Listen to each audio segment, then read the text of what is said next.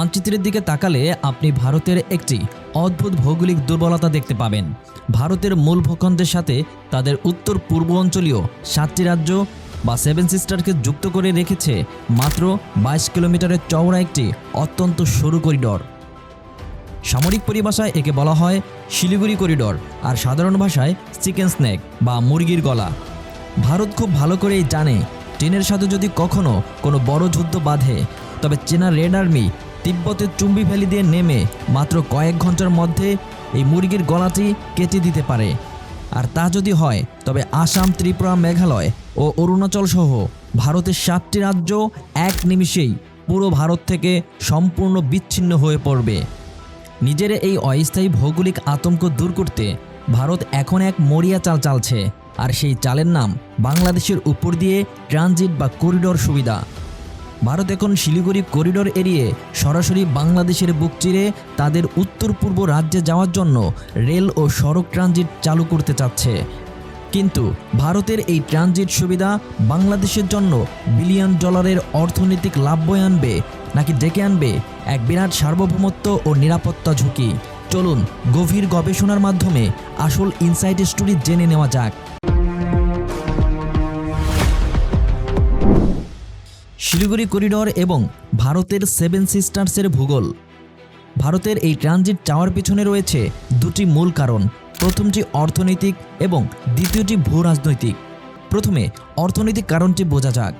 ভারত যদি কলকাতা থেকে তাদের উত্তর পূর্ব রাজ্য আসাম বা ত্রিপুরায় কোনো মালবাহী গাড়ি বা ট্রেন পাঠাতে চায়, তবে শিলিগুড়ি করিডর দিয়ে পুরো বাংলাদেশ ঘুরে পাহাড়ি আঁকাবাঁকা পথ পার হয়ে প্রায় 1600 কিলোমিটার পথ পাড়ি দিতে হয়। এতে যেমন বিপুল পরিমাণ জ্বালানি খরচ হয়, তেমনি সময় লেগে যায় কয়েকদিন। অথচ ভারত যদি সরাসরি বাংলাদেশের বুক চিরে ট্রানজিট পায়, তবে কলকাতা থেকে ত্রিপুরার দূরত্ব 1600 কিলোমিটার থেকে কমে দাঁড়ায় মাত্র 450 কিলোমিটারে। অর্থাৎ যে যাতায়াতে আগে 3 থেকে 4 দিন লাগত, বাংলাদেশের ট্রানজিটের ফলে তা নেমে আসবে মাত্র কয়েক ঘন্টায়। এটি ভারতের জন্য প্রতি বছর বিলিয়ন বিলিয়ন ডলারের লজিস্টিক খরচ বাঁচিয়ে দেবে। আর এই কারণেই ভারত দীর্ঘদিন ধরে বাংলাদেশের কাছে এই ট্রানজিট সুবিধা চেয়ে আসছিল, যা সম্প্রতি বিভিন্ন দ্বিপাক্ষিক চুক্তির মাধ্যমে বাস্তবায়নের দিকে এগোচ্ছে।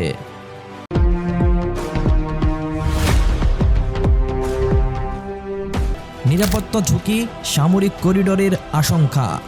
কিন্তু ভারতের এই অর্থনৈতিক লাভ কি বাংলাদেশের জন্য কোনো নিরাপত্তা ঝুঁকি তৈরি করছে? বাংলাদেশের সাধারণ নাগরিক এবং প্রতিরক্ষা বিশেষজ্ঞদের বড় একটি অংশের মনে এখন এই প্রশ্নটি সবচেয়ে বড় হয়ে দেখা দিয়েছে। ঝুঁকিটি কোথায়?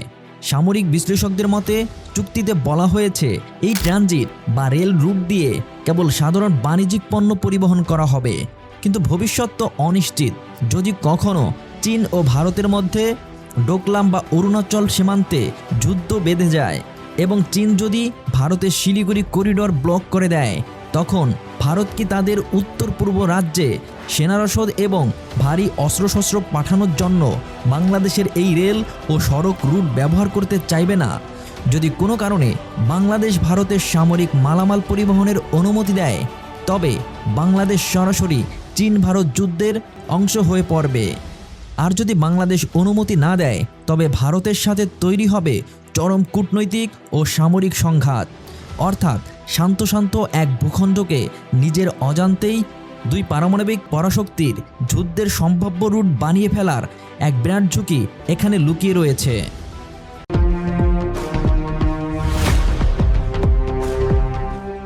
চীনের প্রতিক্রিয়া ও ভূরাজনৈতিক সমীকরণ। ভারতের এই ট্রানজিট সুবিধার দিকে কিন্তু খুব তীক্ষ্ণ নজর রাখছে এশিয়া ড্রাগন চীন। চীনের মূল রণকৌশল হল শিলিগুড়ি করিডরকে চাপে রাখা, যাতে ভারত সবসময় তটস্থ থাকে। এখন বাংলাদেশের সহায়তায় ভারত যদি সেই শিলিগুড়ির বিকল্প তৈরি করে ফেলে, তবে চীনের সেই স্ট্র্যাটেজিক অ্যাডভান্টেজ বা ভূরাজনৈতিক সুবিধা অনেকটাই মার খাবে।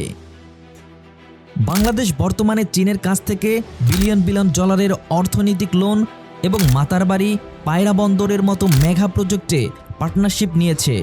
বেইজিং কোনোভাবেই চাইবে না বাংলাদেশ ভারতকে এমন কোনো করিডর বা ট্রানজিট সুবিধা দিক যা দীর্ঘমেয়াদী চীনের সামরিক পরিকল্পনার বিরুদ্ধে যায়। ফলে ভারতের এই ট্রানজিটকে কেন্দ্র করে বাংলাদেশের উপর বেইজিংয়ের এক ধরনের পরোক্ষ অর্থনৈতিক ও কূটনৈতিক চাপ তৈরি হওয়াটা অস্বাভাবিক কিছু নয়।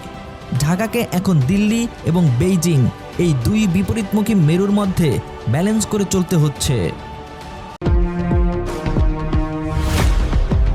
বাংলাদেশের লাভ বনাম ক্ষতি, আসলেই কি লাভ হচ্ছে? এবার আসা যাক অর্থনৈতিক লাভ ক্ষতির হিসেবে। যে কোনো অর্থনৈতিক ট্রানজিটের ক্ষেত্রে নিয়ম হলো, যে দেশে ট্রানজিট দেবে সে দেশ বিপুল পরিমাণে ট্রানজিট ফি বা মাসুল আদায় করবে।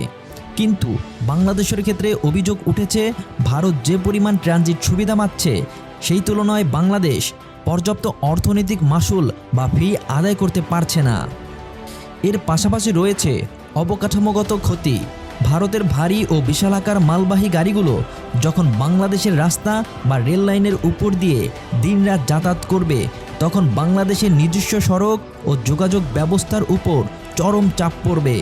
এই রাস্তাগুলো রক্ষণাবেক্ষণের পেছনে বাংলাদেশের যে বিপুল পরিমাণ টাকা খরচ হবে, ভারতের দেওয়া নামমাত্র টোল দিয়ে তা কি আদৌ কভার করা সম্ভব? তাছাড়া তিস্তার পানি বন্টন চুক্তি, সীমান্তে বিএসএফ কর্তৃক সাধারণ বাংলাদেশি নাগরিকত্ব বন্ধ বা বাণিজ্যিক ঘাটতি দূর করার মতো দীর্ঘদিনের জ্বলন্ত সমস্যাগুলোর সমাধান না করেই ভারতকে এই বিশাল ট্রানজিট সুবিধা দিয়ে দেওয়াটা কতটা যৌক্তিক, তা নিয়ে দেশের ভিতরে এক তীব্র রাজনৈতিক ও সামাজিক বিতর্ক চলছে।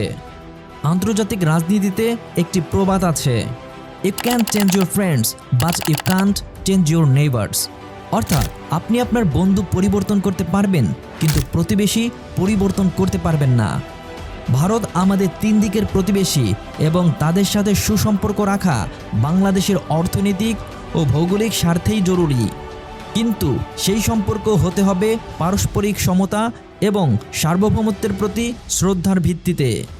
ভারতের চিকেন স্নেক বা শিলিগুড়ির ভয় তাড়াতে গিয়ে বাংলাদেশ যেন নিজের অজান্তেই কোনো ভূপলিটিক্যাল ফাঁদে পা না দেয়, সেটি এখন সবচেয়ে বড় চ্যালেঞ্জ। ট্রানজিট যদি দিতেই হয়, তবে তা দিতে হবে বাংলাদেশের নিজস্ব স্বার্থে, দেশের মানুষের নিরাপত্তা নিশ্চিত করে এবং যথাযথ অর্থনৈতিক পাওনা বুঝে নিয়ে। আপনার কি মনে হয় ভারতের এই ট্রানজিট সুবিধা কি বাংলাদেশের অর্থনীতির জন্য বড় সুসংবাদ, নাকি এটি আমাদের জাতীয় নিরাপত্তার জন্য এক বিরাট ঝুঁকি? কমেন্ট করে আপনার মূল্যবান মতামতটি জানিয়ে দিন। ভিডিওটি ভালো লাগলে লাইক দিন এবং ভূরাজনীতির এমন রোমাঞ্চকর ইনসাইড স্টোরি আরও দেখতে দ্য ক্রিয়েটিভ চ্যানেলটি এখনই সাবস্ক্রাইব করে রাখুন। দেখা হবে পরের ভিডিওতে। আল্লাহ হাফেজ।